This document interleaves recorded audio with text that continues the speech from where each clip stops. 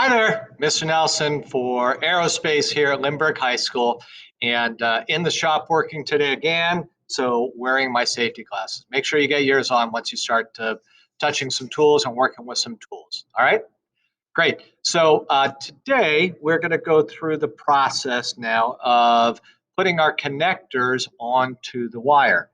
So the wire is great now that it's been stripped. We've gone through the process of cutting its length. We stripped the insulation off the end 1/2 inches. Now we have to put connectors on there so that our wire can be connected from one terminal to another. So get out your wire stripper, and then get the baggie out that I gave you with the zip ties and then the little blue and red and yellow pieces in there, and we'll go over what those are. Okay? I'm going to flip my camera down so we can see. There we go. All right. So I showed you in an earlier video, the last video that we saw, talking about the different gauges that the wire is. So the black wire that we're working with here is 12 gauge, the beige wire is 16, and the green wire is 18.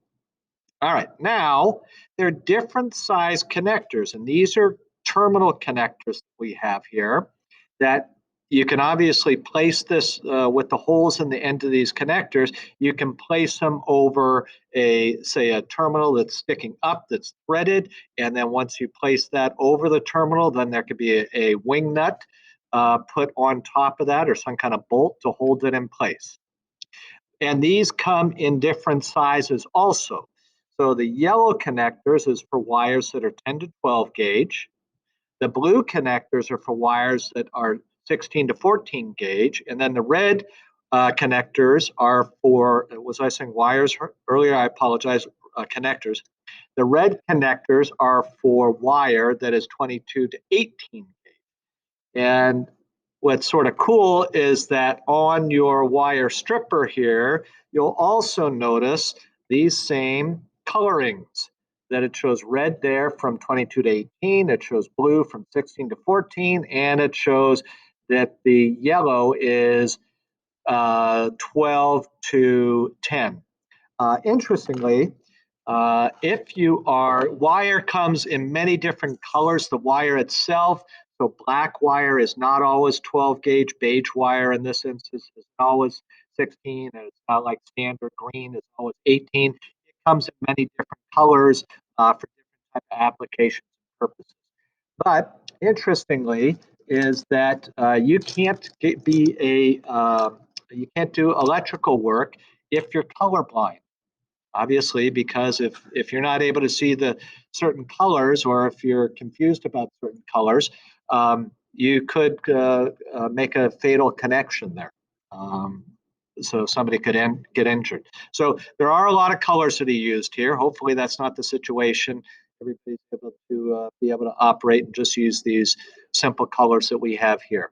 Okay, let's start off. I'm going to make a connection here in the yellow connector, using the yellow connectors with my 12 gauge wire here. So again, you want to make sure that it's twisted so that this can fit in here nicely. Now I'm going to take my connector and I'm going to fit it over, and I just want to see a little bit of the wire sticking out of the end there. Then the other thing I want to make sure of is that my insulation is fully covered by the jacket there.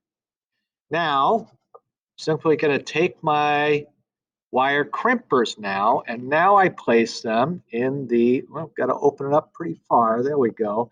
Open it up all the way, and then it fits in there. So I'm doing the part that's closest to the terminal, sort of the thinner part of the yellow, and now I'm going to scrunch down. And that's all you have to do. You just have to make sure you scrunch it down, then do a test. That's tight, it's not going to move. So you don't want your terminal to come free at all. So making sure it's on there tight. Now I'm going to go over and we'll do the other side. Again, twisting that nice tight. Placing this on. A little bit of the wire sticking out, but my terminal is covering up all the insulation, so there's no bare wire showing. And opening this up pretty wide. putting it over, and I'm in the yellow area there. And now just using my hand to push down hard. If you want to, you could put this down on a table and push down. That's going to give you enough leverage.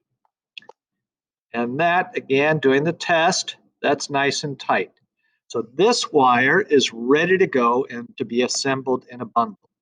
Let's go through and do the other two, and then you'll go through and do all 6. So now same thing. I'm going to go with the blue connectors. This is my 16 gauge wire, and so I'm going to use the blue connectors. Same thing, I'm going to stick this out about just so I'm seeing the copper wire coming through there, opening that up. The second one down there is the 16 gauge. If I pull that over, I'm going to take it right onto the top. You want to squeeze it right on the top there. There we go, nice and tight, not going anywhere. Now we're going to do the same for the other side.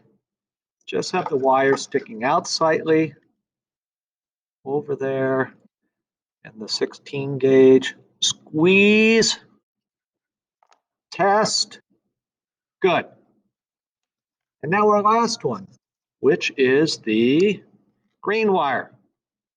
I'm going to take this, tighten it, make sure that the green wire, the hole in there is a little narrower. So you got to make sure that that's nice and tight. And same thing, just barely sticking out. And now I'm going to come down to my smallest one for the 18 to 22. There we go, right there at the end. Push down, take it apart, test it. Pretty good. And my last one. And turn around so I can see it, making sure that the insulation's fully covered. See a little bit of the wire sticking out there. Crimping. Word. There we go. And when I pull, that's nice and tight. Awesome. So I've done my first 3 wires there.